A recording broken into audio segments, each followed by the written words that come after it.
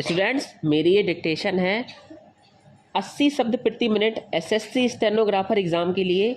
अगर आपको अच्छी लगे तो लाइक करिए, शेयर करिए और चैनल को सब्सक्राइब करें। चलिए स्टार्ट करते।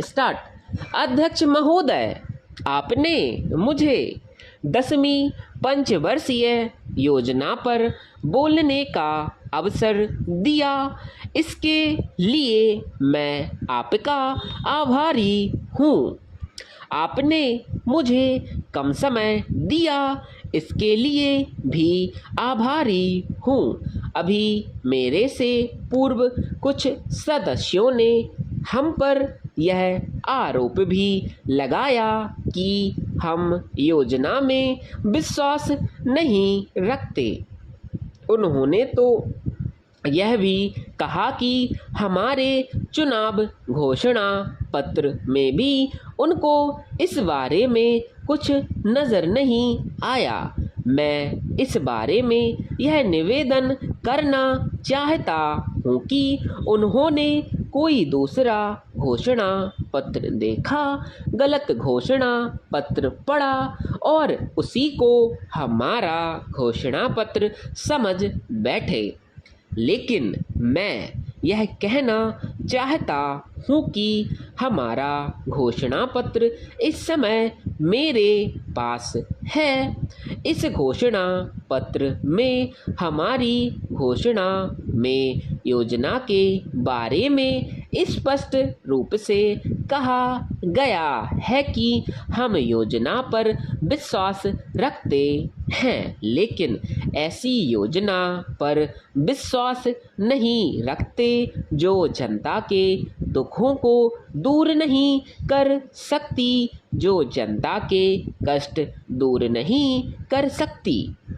आज तक जितनी भी योजनाएं बनाई गई हैं, जिन्हें हम पहली पंचवर्षीय योजना, दूसरी पंचवर्षीय योजना और 10वीं पंचवर्षीय योजना आदि कहते हैं, और उन योजनाओं में हमने जो कुछ निर्धारित किया उनसे हम जनता के दुखों को दूर नहीं कर सके और जनता के कष्ट दूर नहीं हुए।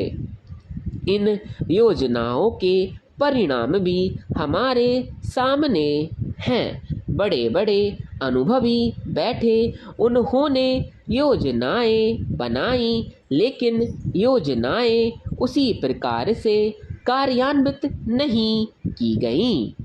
उन योजनाओं में काफ़ी दोष थे, जिसके कारण ये योजनाएं लोगों के दुखों को दूर नहीं कर सकी। लोग दुखी ही रहे। मैं यहाँ पर कहना चाहता हूँ कि जो हमारी योजना थी उसका परिणाम क्या निकला। उसका परिणाम यही निकला कि हमें रुपए का मूल्य कम करना पड़ा। जो योजना होती है वह राष्ट्र धन को ऊंचा करने के लिए बनाई जाती है, लेकिन हमारे सामने आंकड़े हैं। इसका परिणाम हमारे सामने है।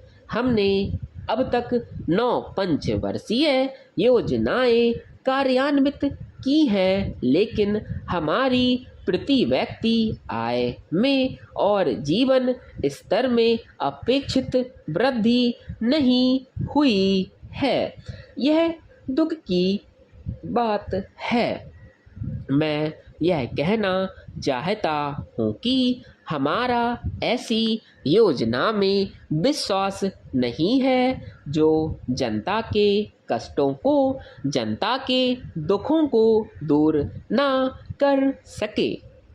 हम ऐसी योजनाओं पर विश्वास करते हैं जो उनकी आयु बढ़ा सके, उनका आर्थिक विकास कर सके, उन्हें उन्नत कर सके।